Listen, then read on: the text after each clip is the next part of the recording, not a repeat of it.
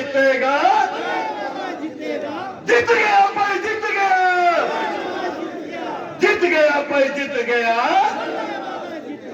हर हर मोदी, हर हर मोदी, घर घर मोदी, फिर एक बार, फिर एक बार, बार बार, आपकी बार, आपकी बार।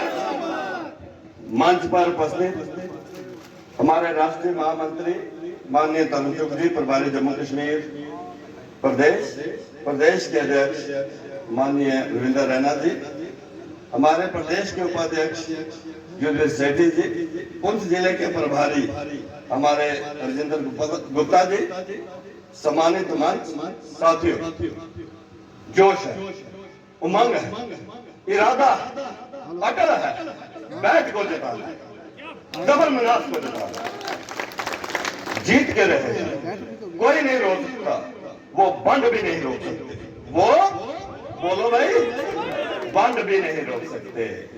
जो पहाड़ी कबीले के नाम के ऊपर क्या है, बोलो भाई। मुझे याद है कि जब हम माननीय गृह मंत्री अमित शाह जी के पास जाते थे, जो साथी आज मैंडर के ये बात कह रहे हैं कि हमने कहा था माननीय गृह मंत्री अमित शाह जी से कि हम एहसान का बदला एहसान चुकाएंगे, आप हमें एसटी दें, हमारे बच्चों का भविष्य बनाए, हमारे बच्चे जो हैं पुश्तों दर पुश्त आपको याद रखेंगे, पुश्तों दर पुश्त आपको वोट देंगे, एहसान का बदला एहसान चुकाएंगे। और उनमें एक बड़े नेता मैंडर के, जब हम बाहर बैठते थे, इंटरनल मीटिंग होती थी, वो हमसे कहते थे कि भाई कोई मैनेजमेंट हमें ऐसी करनी पड़ेगी, कोई व्यू रचना हमें ऐसी रचनी पड़ेगी कि भारतीय जनता पार्टी का कैंडिडेट ना हो, लेकिन भारतीय जनता पार्टी का सपोर्टेड कैंडिडेट हो, तभी हम ये सीट जीत पाएंगे। आज हमने उनकी बात मान, और आज वो कहते हैं कि भाई हमने वादा किया था कि कमल के फूल के ऊपर मोहर लगाना। ऐसा मत बोलो मेरे भाई साहब, आप बड़े ऊंचे कद के नेता हो, याद करो उस बात का जिस दिन आपने हमसे ये बात कही थी कि भाई एक ऐसा मैकेनिज्म आप निकाले कि भाई हम सीट भी जीत जाए, कमल का फूल भी अगर ना हो, लेकिन 400 प्लस की सीट के अंदर अनंतनाग रजौली की सीट चली जाए। और आज वो कहते हैं कि इन्होंने कमल का फूल खड़ा नहीं किया, इसलिए हम अपना वादा पूरा नहीं करेंगे, हम असेंबली में अपना वादा पूरा करेंगे।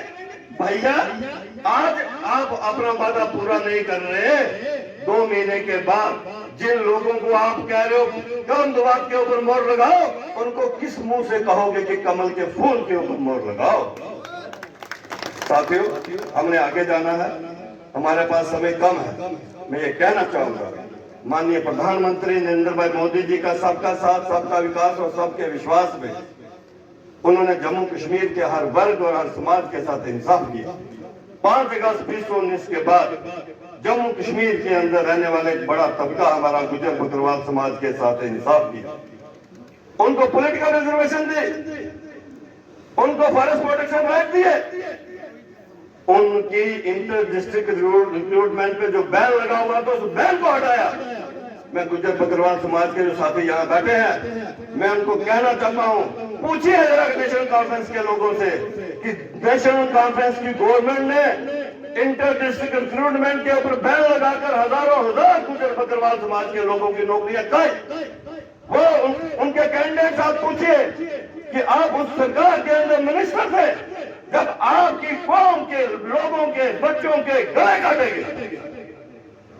हमने इंटर डिस्ट्रिक्ट रिक्रूटमेंट को हटाया और गुजर बकरवाल समाज के बच्चों का भविष्य जो है वो उज्जवल किया, पहाड़ी कबीले के लोगों के साथ इंसाफ किया। मुझे याद है कि जम्मू के अंदर एक रेपुटेशन मिला माननीय गृह मंत्री अमित शाह जी के साथ, और यही मैंडल के एक और नेता वो कहने लगे, उन्होंने ऐसे जोली कर दी, उन्होंने कहा मैं जोली फैलाता हूँ, आप हमें एसटी का दर्जा दे दें, हम जोलियां भरकर आपको वोट देंगे। और आज वो भी कानून की बात कर रहे हैं, कोई फर्क नहीं पड़ने वाला, पहाड़ी कबीले का आम समाज उनको नंगा करेगा और उनके साथ नहीं जाएगा। और एक एक वोट जो है वो बैग के ऊपर लगेगी, मोहर लगेगी और हमारे जबल मनास जीत के जाएंगे। साथियों, एक लाइन कहकर मैं बात समाप्त करूंगा। 3 उम्मीदवार, एक अनंतनाग से है हमारी महबूबा मुफ्ती जी, दूसरे कंगन से हैं हमारे पीर साहब, और तीसरे डुगरा से है, सुरनकोट से है हमारे पहाड़ी उम्मीदवार जबर मनास साहब। हमें सोचना है कि हमें अनंतनाग जाना है, हमें कंगन जाना है ढूंढने के लिए, या हमें पुंछ सुरनकोट के अंदर जाना है। हमें तय करना होगा कि हमें रजौरी पुंछ के अपने उम्मीदवार, पहाड़ी उम्मीदवार जबर मनास को जिताकर भारी मतों से मैदान के अंदर जो जिताकर हम भेजेंगे। धन्यवाद।